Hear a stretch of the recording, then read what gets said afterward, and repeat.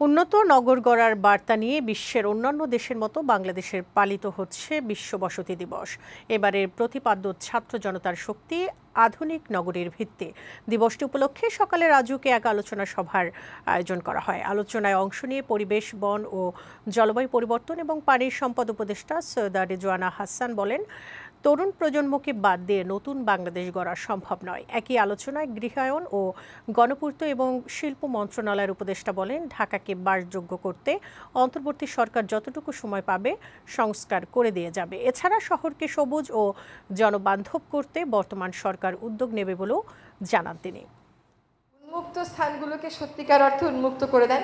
ঢাকা বসবাসের সবচেয়ে অযোগ্য নগরীর যে কলঙ্ক আমাদের বয়ে বেড়াতে হচ্ছে, আমরা তো এত অল্প সময়ে এটাকে বাসযোগ্য করতে পারবো না, কিন্তু আমরা একটা কংক্রিট কর্মপরিকল্পনা করে ফেলি এবং সেটা থেকে কাজটা শুরু করে দিই। তরুণদের সম্পৃক্ত করে নগর